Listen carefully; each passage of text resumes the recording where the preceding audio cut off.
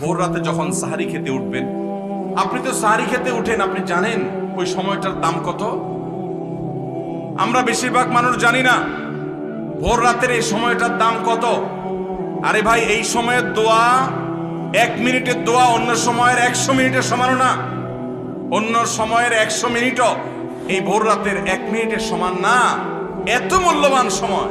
সাহারি খেতে উঠছেন, সাহারি খান, ভালো কথা, কিন্তু সাহারি খাওয়ার আগে পরে 10টা মিনিট জায়নামাজে মুসল্লাতে দাঁড়ান, একটু 2 রাকাত নামাজ পড়েন। এই সময়টা দোয়া কবুল হয়। আল্লাহ ডেকে ডেকে বান্দাকে দেন। একটু হাত তোলেন, চেষ্টা করবেন তো ইনশাআল্লাহ। আপনার বাসার এক কোনায় চলে যাবেন, একটু আলো আধারিতে চলে যাবেন, সেখানে গিয়ে বসে আল্লাহর কাছে একটু কথা বলবেন। সিজদা চলে যাবেন, সিজদা গিয়ে আল্লাহর সাথে একটু মন খুলে কথা বলবেন। আল্লাহ, আমি অনেক গুনাহ করেছি, আল্লাহ আমি অনেক পাপিষ্ঠ। শুনেছি আপনার রাসূল জানিয়েছেন যে এই মাসে নাকি আপনি অনেক পাপিষ্ঠকে মাফ করে দিবেন।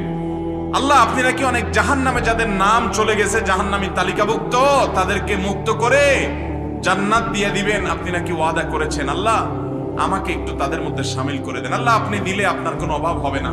আল্লাহর সাথে একটু কথা বলা, মুনাজাত করা ভোর রাতে করার চেষ্টা করবো তো ইনশাআল্লাহ। ঘরের এক কোনায় চলে যাবেন, সাহারিটা আগে আগে খেয়ে শেষ করবেন। আজানের এখনো 15 মিনিট বাকি।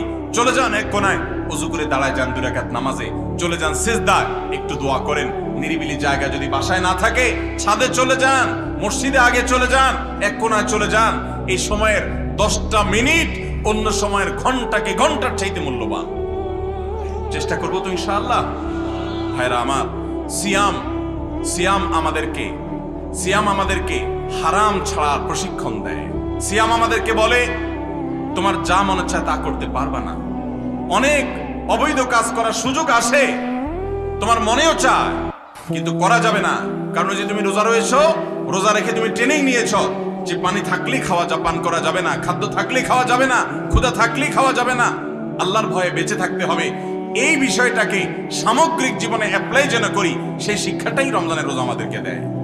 আল্লাহ আমাদেরকে সেই শিক্ষা গ্রহণ করার তৌফিক দান করুন।